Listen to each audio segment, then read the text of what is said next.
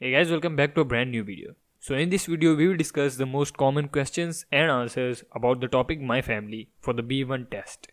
In the previous video we discussed the B1 test in general, and in this video we will discuss the topic My Family for that test. So first let's recap what is the B1 test. The B1 test is a 10 minutes speaking and listening test where no writing is involved, and it is taken to test your English skills and is necessary if you want to remain in the UK. So basically the B1 test is an English test which is taken if you want to stay in the UK. If you want to get the indefinite leave to remain in the UK, you have to pass this test. It involves only speaking and listening and is basically just a conversation with an examiner where he asks you some simple questions. Now let's learn how to apply for this test. So let's say you want to apply for the test. How do you go about doing that? So first up, you need to book the test online. You can book it from the official Trinity College website. You can find the link to that in the description below, or you can just search on Google Trinity College B1 test booking. To book the test, you will need an ID and the fee is £150. For the ID, there is a list and you can choose any ID you want. Just make sure to bring that ID with you to the test center on the day of the test. And now lastly, let's talk about the test itself. So the test consists of two things. The first part is the topic, and the second one is the conversation. The conversation then involves two parts, which we'll discuss later. So now let's talk about the topic, which is the main thing for today's video. So first up, for the topic, you need a topic form, which you can get from the link in the description. Next up, you need to choose a topic. You can choose anything you want, and we'll discuss this further later. And lastly, the subtopics. You need to choose 5 subtopics about the topic. Now the topic form is absolutely essential. You need the topic form and then you can choose a topic and write that topic on the topic form. You also have to bring the topic form with you to the test center. Just like the ID, it is an essential part of the test. Without your ID or your topic form, you cannot give your test. So now let's talk about the topic, how to choose a topic. So there are 3 things to keep in mind when choosing a topic. First up, it should be simple. It should be simple enough so that the examiner can understand it and ask questions about it. So it should not be something very specific to your country or to your tradition or to your religion or anything like that. It should be something general so that the examiner can easily understand it and he can ask you questions about that topic. Next up, you should have knowledge about your topic. You must have a lot of knowledge about the topic you choose so that you can easily answer any basic question that the examiner asks you. And lastly, just make sure you can talk about it in English. You cannot choose something that is language specific. It should be general enough so that any English speaker can talk to you about it, and you can also talk about it in English. Now keeping all these 3 things in mind, we've chosen the topic My Family for the B1 test. It is a very simple topic, anyone can understand it. You have a lot of knowledge about your own family, you don't need to learn or prepare anything, and you can easily talk about your family in English if you understand basic English grammar. Now this is the topic form right here, and for our topic, the title is My Family, which will be written in the central box right here. Then we have to choose 5 subtopics. So for this topic, we can choose my kids, my wife, family house, my parents, and family pet. You can change these subtopics as you wish, but for my example, I'm choosing these 5 subtopics and the title will be My Family. So now let's discuss the conversation. Once you've chosen a topic, you will bring the topic form with you to the test center. And when the test starts, the examiner will first take your ID, then he will ask you for your topic form, and then he will ask you questions about the topic and its subtopics. Now if you understand basic English, you can answer all of these questions. And the common question for the topic My Family are, who are the members of your family? You can say my family consists of my parents, my older brother and me, or you can mention some other members. How many siblings do you have? You can say I have an older brother, or I have 2 brothers, or whatever the case might be for you. Are you the eldest child in your family? So you can mention yes, I am the eldest, or if you're not the eldest, you can say no, my brother is older than me. Are your parents still married? Once again, it is highly subjective. You can say yes, they're still married, or you can say no, they have separated. Next up is, do you have any grandparents? You can say yes, I have one set of grandparents on both my mother and father's side. Do you have any aunts or uncles? You can say yes, I have several aunts and uncles on both my mother and father's side. Next he may ask, do you have any cousins? And you can say yes, I have several cousins on both my mother and father's side, or you can say no, I don't have many cousins, whatever the case might be for you.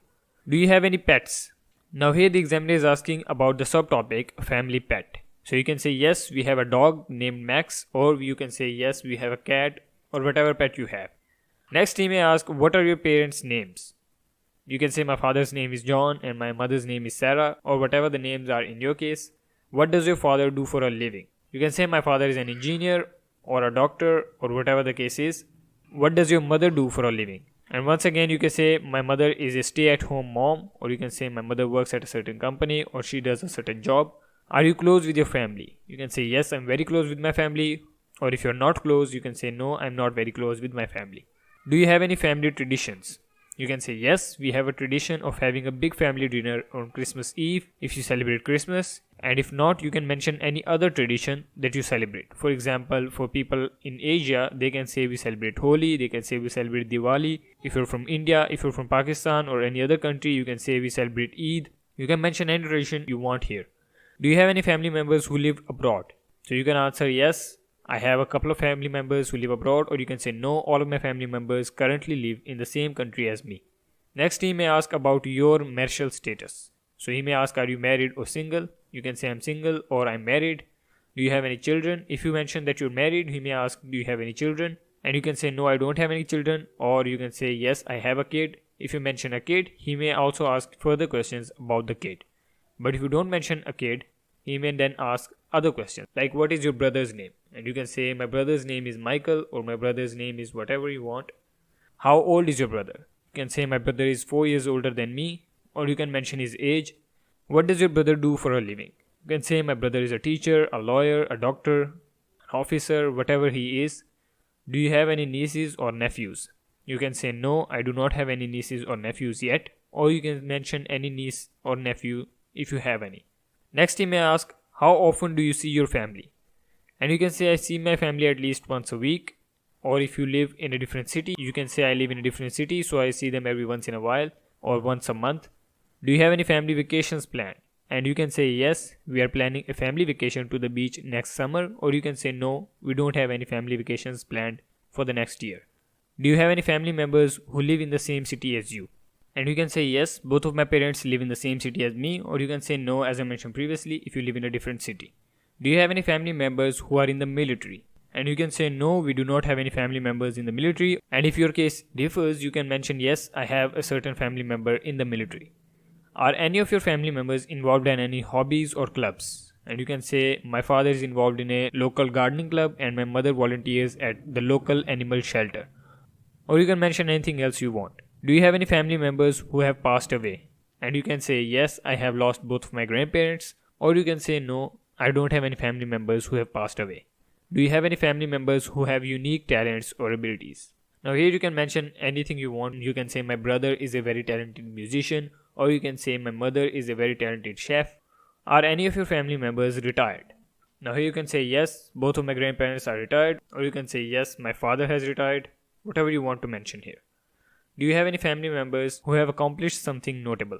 Now here once again you can mention any accomplishment of any family member you want. You can say my cousin won a gold medal in athletics, or my father was awarded Employee of the Year at his company last year, or my brother was awarded the best teacher of the school, whatever you want to mention. Do you have any family members who have faced any challenges or difficulties? And once again you can answer whatever you want. You can say my mother was diagnosed with breast cancer a few years ago, but she has recovered successfully. Now with all of these different questions, just keep in mind that the goal for the examiner is to check your English language skills. He is not interested in the answer. He just wants to check your English speaking and listening skills. As long as you're able to talk in English without any mistakes, you're good. You don't have to get nervous or sweaty about an answer. You just need to make sure that your English is correct. And if you have any problem or if you don't understand a question, you can easily ask the examiner. The examiner is there to help you. And if, for example, you did not understand a question, you can simply say, can you repeat the question please? It is totally okay. You can also ask the examiner just a general question.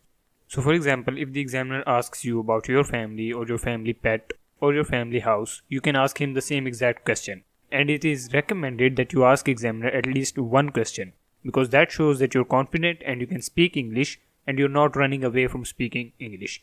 At the end of the day, the B1 test is a speaking and listening test, and it is used to check your English language skills. So if you ask a question, that shows that you're confident in your English and you can speak English easily. So that's it for this video. If you have any questions, make sure to leave a comment down below and I'll try my best to answer you. If you enjoyed the video, make sure to give it a like and subscribe for more. That's it for this video. Thanks for watching.